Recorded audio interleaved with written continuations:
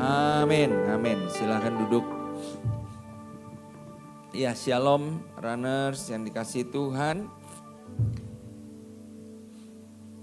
Baik, sepanjang bulan Mei ini pengurus mengambil tema tentang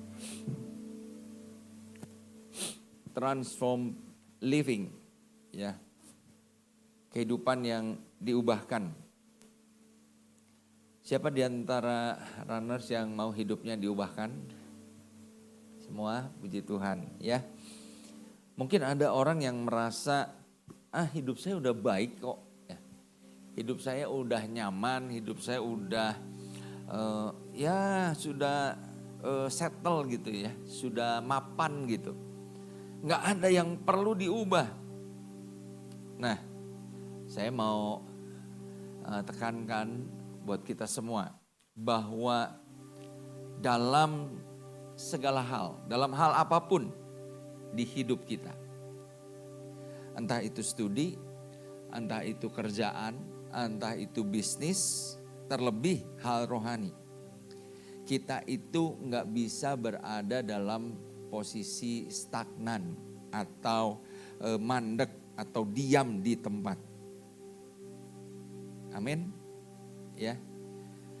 Kalau kita merasa saya sudah cukup dengan prestasi saya di dalam pekerjaan, di dalam usaha saya, kita akan terkejut bahwa ternyata orang-orang lain yang punya usaha, punya bisnis atau berkarir sama seperti kita, mereka bergerak maju, ya. Mereka bergerak bahkan saat ini pergerakannya itu begitu cepat. Saya terkesan dengan Indra waktu itu cerita ya di doa fajar, dia bilang begini bahwa dunia digital marketing di sosmed ya, entah itu TikTok, entah itu mungkin IG, ya mungkin TikTok yang paling ini ya. Itu kadang-kadang katanya orang ada apa ya, istilahnya itu ada polanya gitu, yang wah kayaknya tren sekarang ini marketingnya seperti ini. Tapi dia bilang kadang-kadang apa yang kita lihat sekarang, wah ini nih model marketing yang lagi hype, yang lagi tren gitu ya. Bulan depan kita ikutin, ternyata sudah ada model atau perilaku marketing yang lain lagi. Bahkan katanya bisa dalam sehari pola marketingnya itu berubah lagi. Itulah dunia di mana kita hidup. Itu dalam hal ya bisnis, ya kerjaan, ya. Terlebih lagi di dalam hal rohani, runners. Kita perlu menyadari bahwa dunia di mana kita hidup dengan segala pengaruhnya sedang bergerak ke arah yang berlawanan dengan kehidupan rohani kita. Kalau kehidupan rohani kita mau maju ke arah sini, dunia sedang bergerak ke arah sebaliknya. Dan itu berarti kalau kita diam di titik ini, maka sebenarnya secara tidak sadar kita sudah melangkah mundur karena dunia sedang menarik kita ke arah yang bertolak belakang dengan perubahan hidup menuju kemajuan rohani tersebut. Ya. Nah, oleh karena itu kita perlu mengalami terus hidup yang diubahkan. Nah, pertanyaannya sekarang adalah apa peran Roh Kudus di dalam transform living ini? Nah, hari ini kita akan membahas tentang peran Roh Kudus sebagai penolong dan penghibur, ya. Ini ada beberapa part, ya. Ini part 1, nanti part 2-nya Dead Reckoning, ya. Nggak ada yang tahu ya, syukurlah. Minggu depan part yang kedua. Nah, kita menyadari bahwa kenapa kita perlu Roh Kudus di dalam kehidupan kita. Roh Kudus adalah pribadi yang Tuhan berikan kepada kita untuk menjadi penolong dan penghibur. Karena kita tidak dapat berjuang sendiri. Dan Tuhan tahu bahwa menghadapi kehidupan ini ada banyak tantangan yang mungkin bisa membuat kita menjadi give up, menyerah. Ketika kita menghadapi tantangan-tantangan hidup ini. Pujian tadi mengatakan, kau lebih tahu yang terbaik bagiku. Tuhan tahu yang terbaik. Tuhan tahu yang terbaik bukan hanya untuk perkara-perkara jasmani kita saja. Amin. Tapi Dia tahu yang terbaik untuk kehidupan rohani kita. Dan oleh karena itu Dia curahkan Roh Kudus-Nya yang kita peringati selama PDP ini. Nah, apa peran Roh Kudus dalam kehidupan setiap orang percaya? Kita akan baca di dalam Yohanes pasal yang ke-14, ayat yang ke-16. Yohanes pasal yang ke-14 ayat yang ke-16 sampai 17a dikatakan demikian. Aku akan minta kepada Bapa dan Ia akan memberikan kepadamu seorang penolong yang lain, supaya Ia menyertai kamu selama-lamanya, yaitu Roh kebenaran. Ayat yang ke-28 dikatakan, tetapi penghibur, yaitu Roh Kudus yang akan diutus oleh Bapa dalam namaku, Dialah yang akan mengajar segala sesuatu kepadamu dan akan mengingatkan kamu akan semua yang telah kukatakan kepadamu.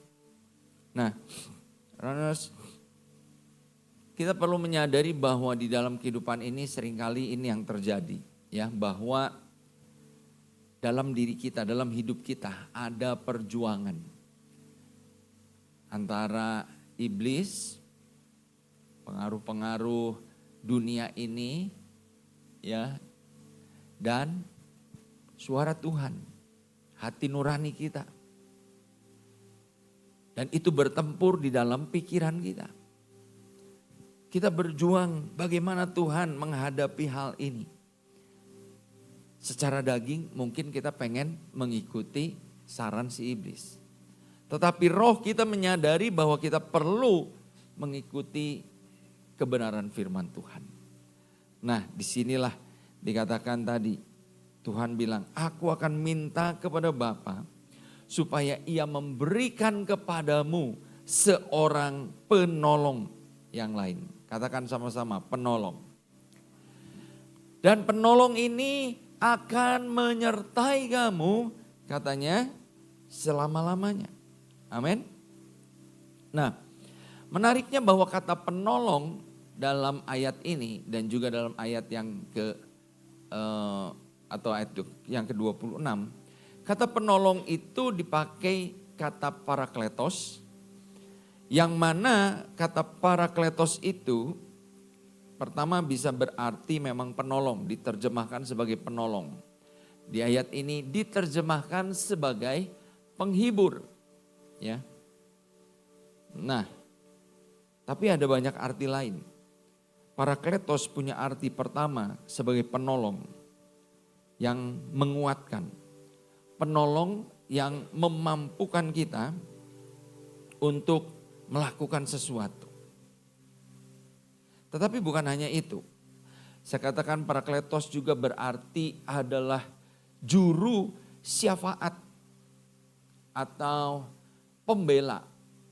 Pembela ini dalam konteks begini, kalau kita berada atau kalau kita menjadi seorang terdakwa, kita ada di kursi terdakwa di mana jaksa menuntut kita, tapi pada saat yang bersamaan ada juga yang namanya lawyer, pembela, penasehat hukum yang apa? Yang memberikan ya mungkin bantahan-bantahan terhadap dakwaan si jaksa tadi. Tujuannya apa? Supaya kita ini dilepaskan dari tuntutan-tuntutan atau dakwaan-dakwaan tersebut. Luar biasa. Ya, Parakletos punya arti, Roh Kudus punya arti dia menjadi juru syafaat yang berdoa untuk kita. Mendoakan kita dalam Roma 8 ayat 26 mengatakan dalam keluhan-keluhan yang tidak terucapkan. Mungkin kita nggak bisa ngomong, Tuhan aduh beratnya tekanan ini. Tapi disitulah Roh Kudus menjadi juru syafaat.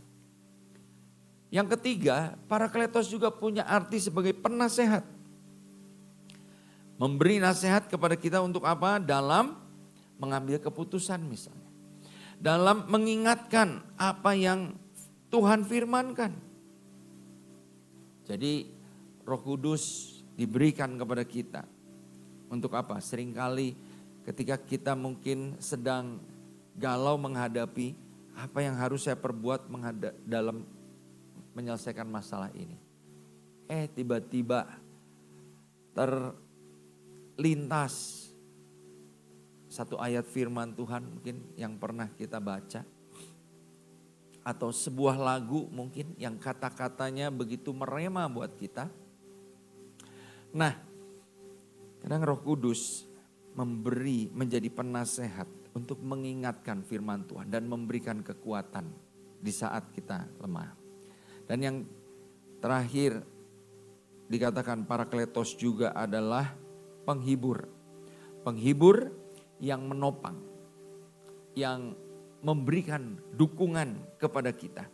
Waktu kita merasa sedih, waktu kita merasa sendiri, kita tahu di situ ada Roh Kudus yang memberi bersama dengan kita. Memberikan penghiburan, itu memberikan support, itu memberikan sebuah keyakinan bahwa saya dapat tetap bertahan di tengah-tengah keadaan tersebut. Nah, runners, kalau kita melihat hal ini ya, bahwa Roh Kudus yang diberikan kepada setiap kita sebagai penolong. Ini peran yang pertama yang kita bahas ya. Minggu depan ada peran lain dari Roh Kudus ini. Betapa luar biasa Tuhan itu memberikan Roh Kudus buat kita. Nah, oleh karena itu jangan sampai kita miss ya, kehilangan indahnya atau berkat yang luar biasa yang Tuhan berikan melalui Roh Kudusnya. Kita perlu menyadari bahwa Tuhan yang berdiam dalam diri kita ini punya peran ya seperti hal-hal ini. Nah, kita akan lihat mengapa kita perlu Roh Kudus sebagai penolong di dalam kehidupan kita. Kalau kita membaca di dalam Yohanes 16 ayat 13, kita baca sama-sama ya. 1, 2, 3.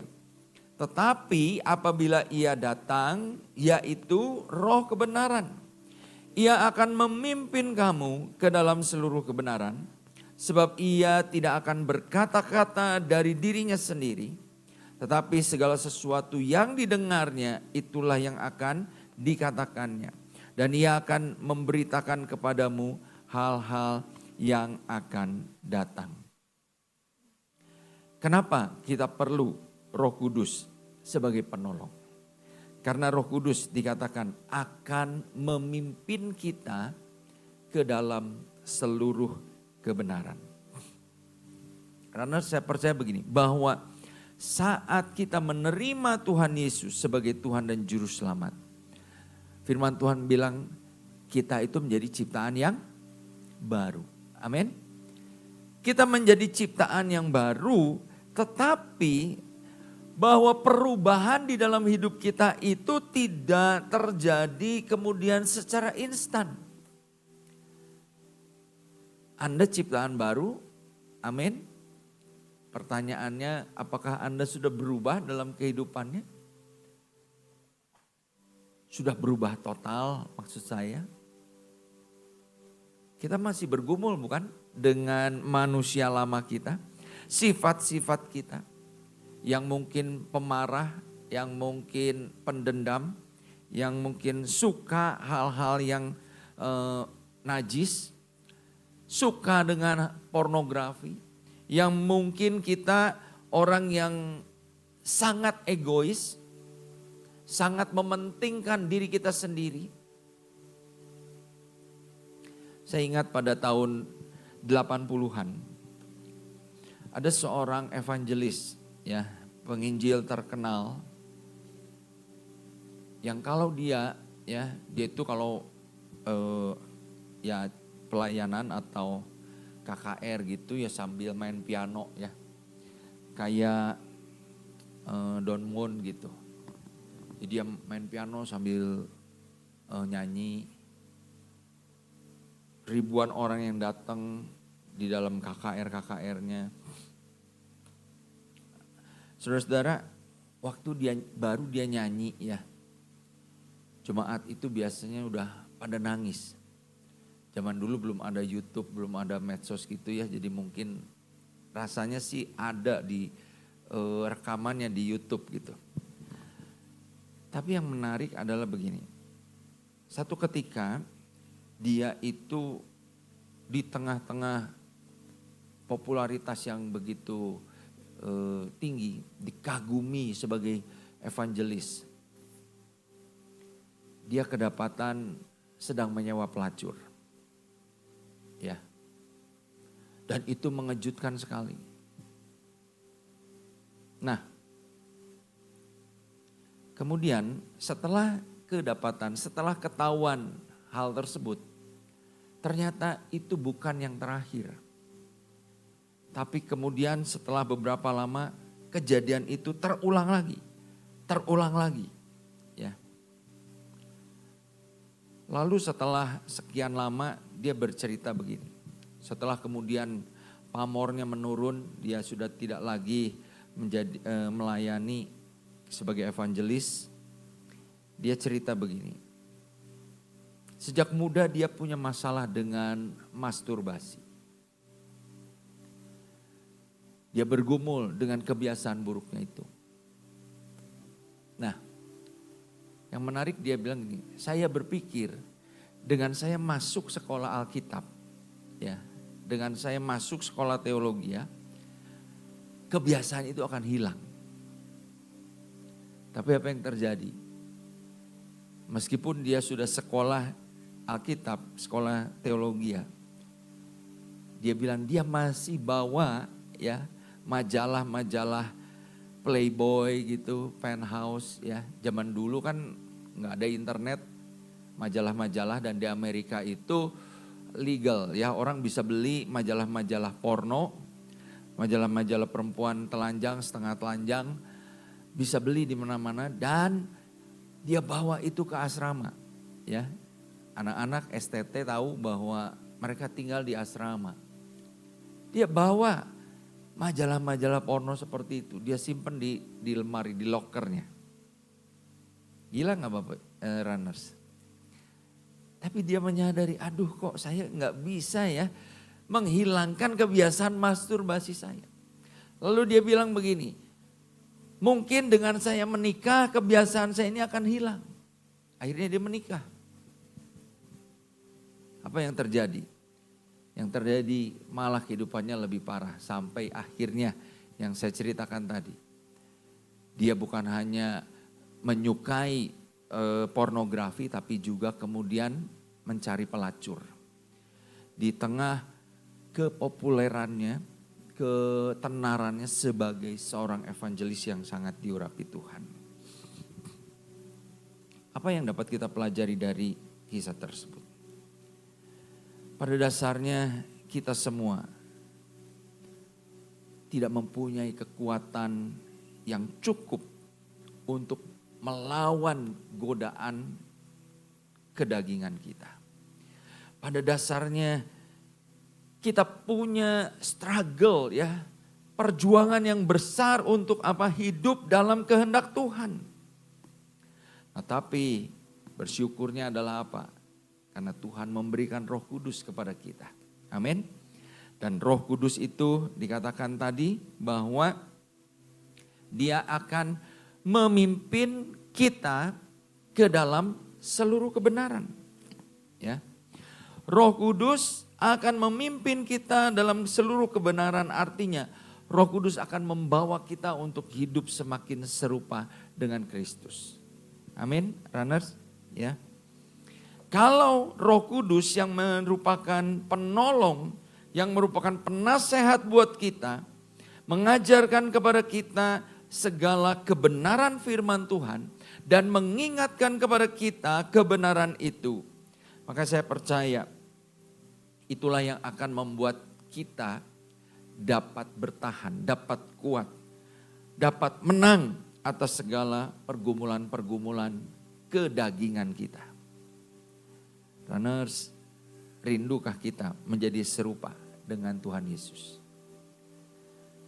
Adakah kita hari-hari ini masih bergumul, masih jatuh bangun untuk hidup dalam kebenaran?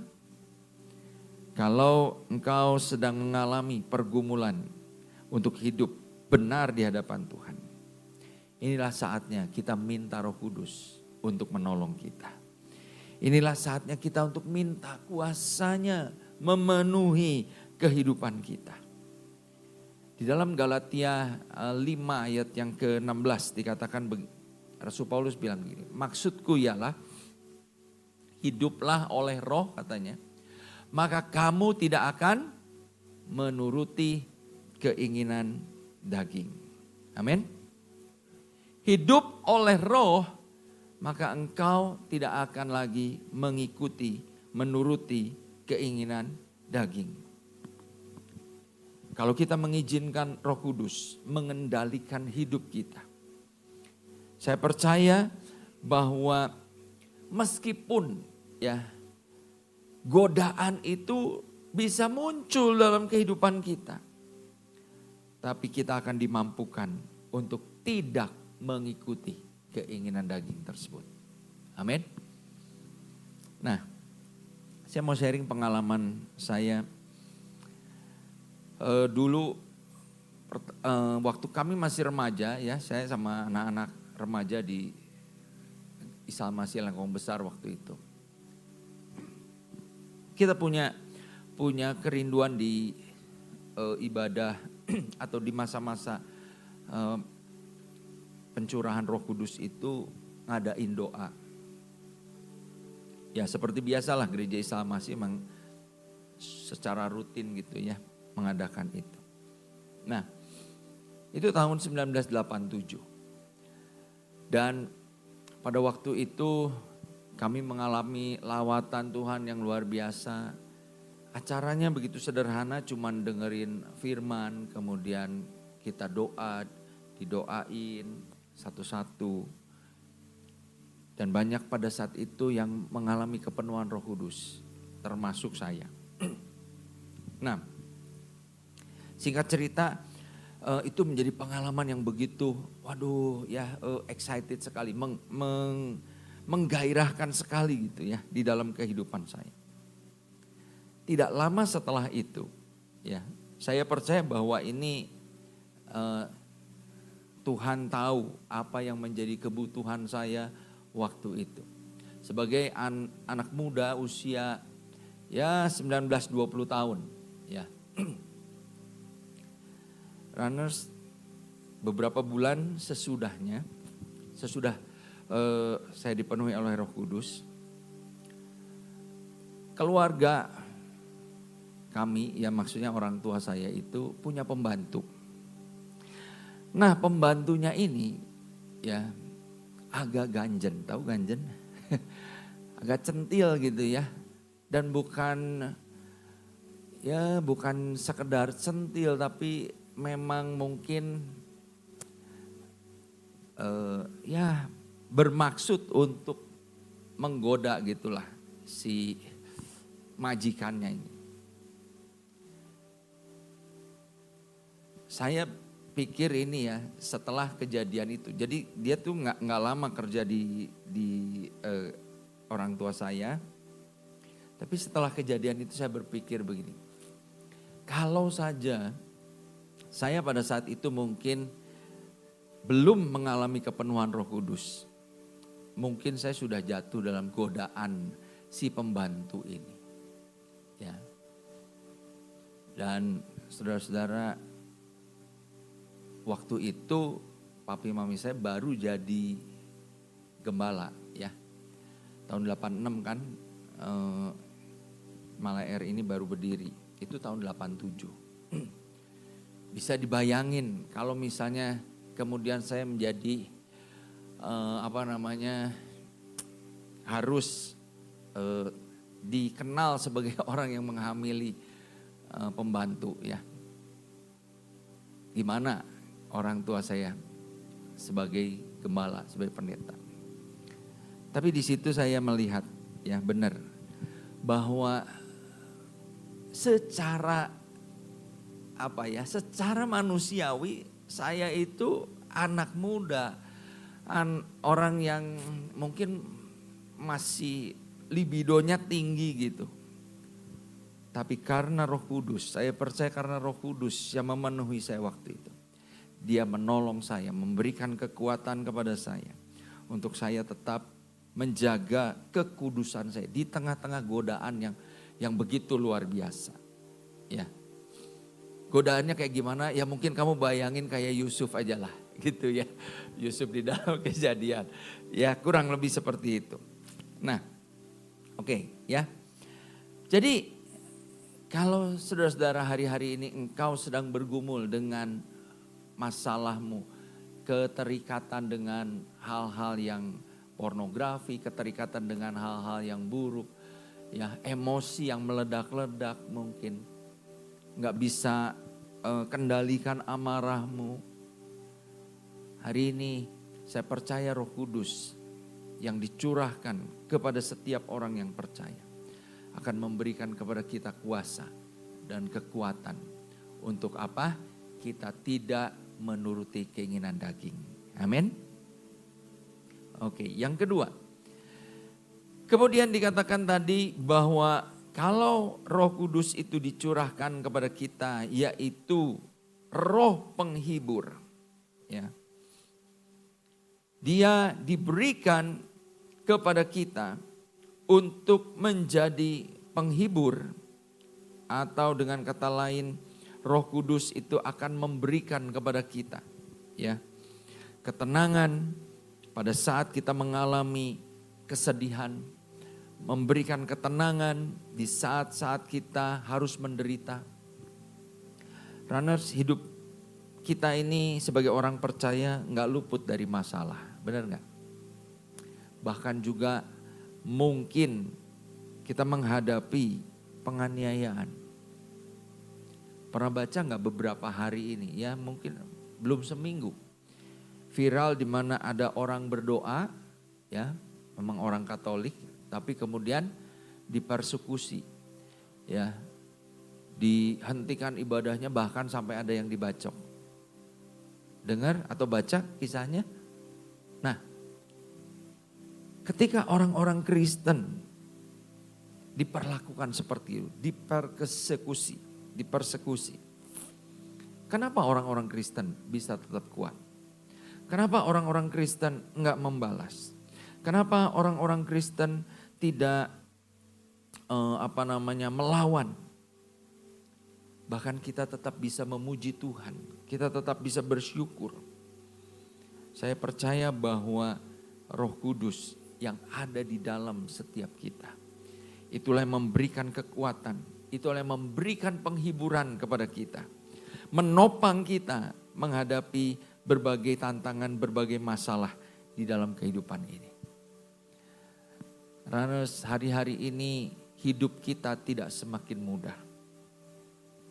Oleh karena itu kita juga perlu mendengar ya, ini promo sedikit, perlu mendengar apa sih fenomena yang terjadi berkaitan dengan mental health ya, kesehatan mental, hal-hal yang dapat mempengaruhi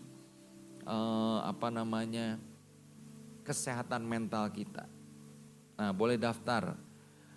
Kalau di kebaktian sore ke siapa ya? Ya?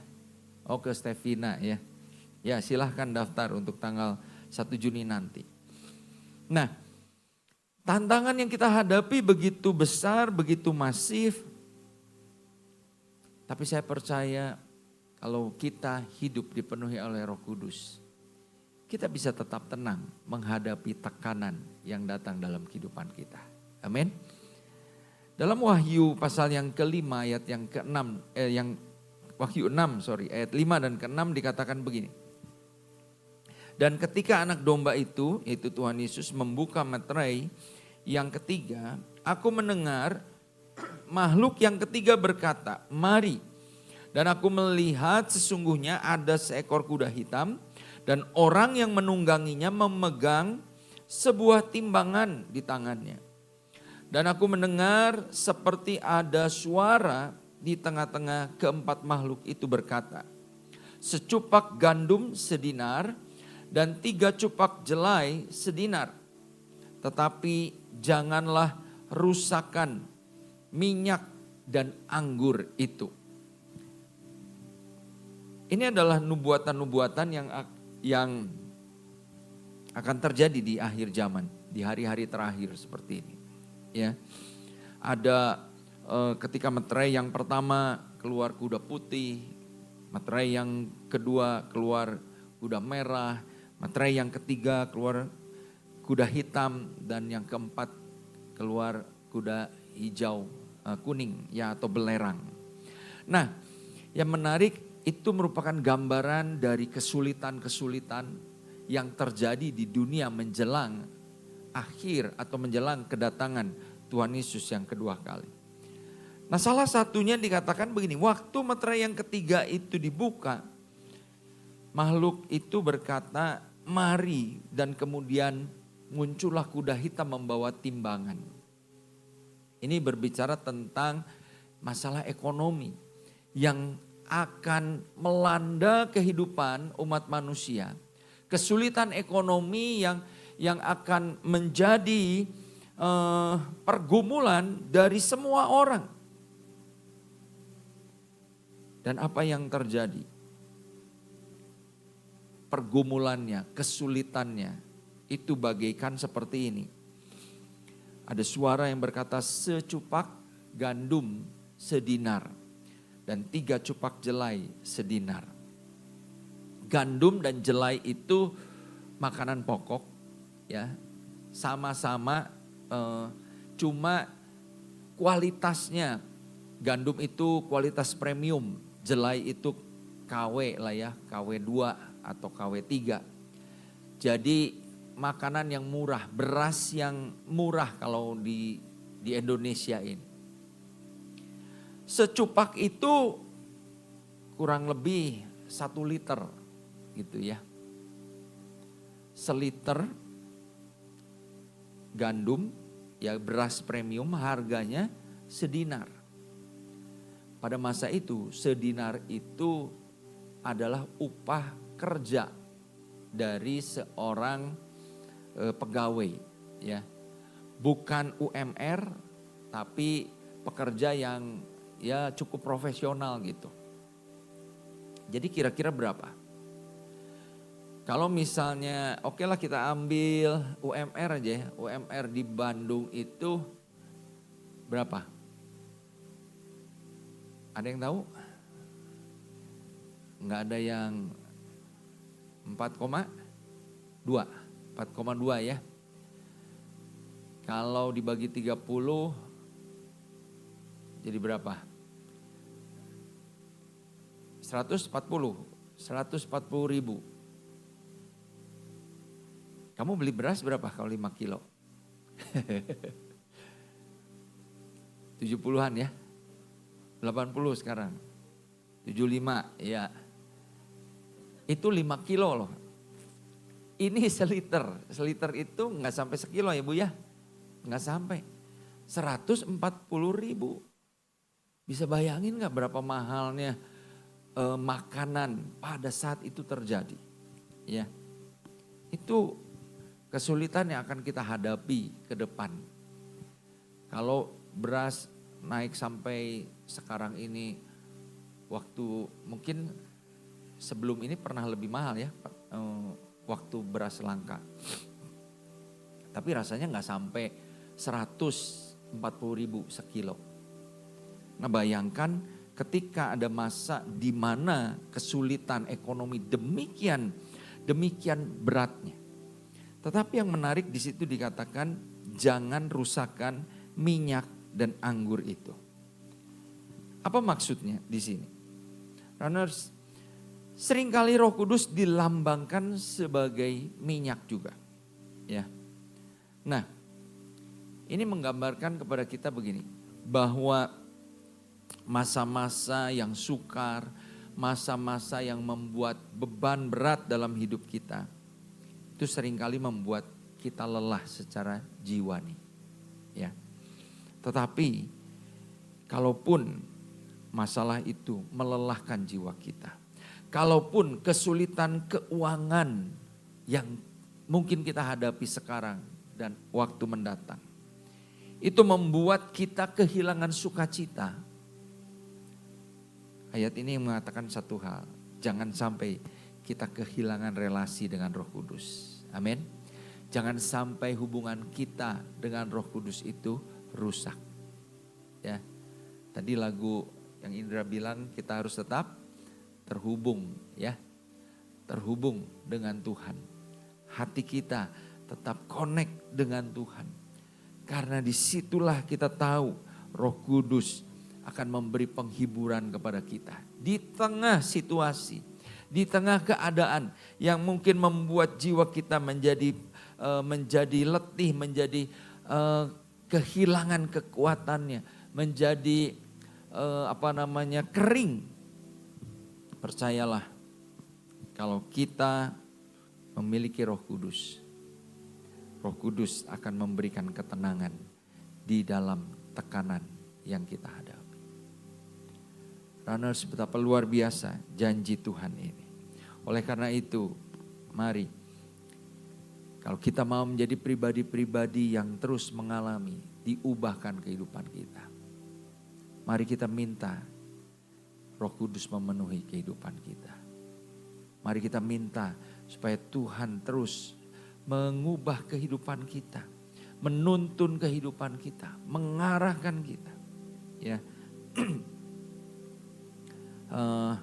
saya baca satu ayat terakhir, Galatia 5 ayat yang ke-25, kita baca bersama-sama ya. 1, 2, 3.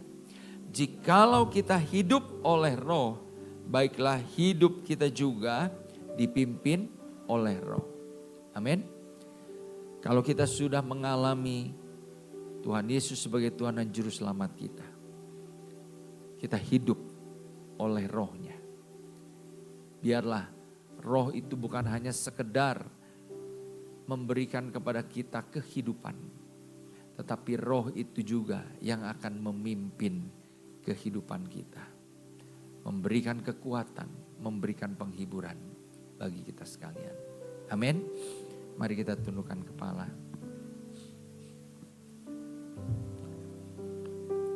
Tuhan, kami sungguh bersyukur, kami bangga karena Engkau Tuhan tidak meninggalkan kami sendiri.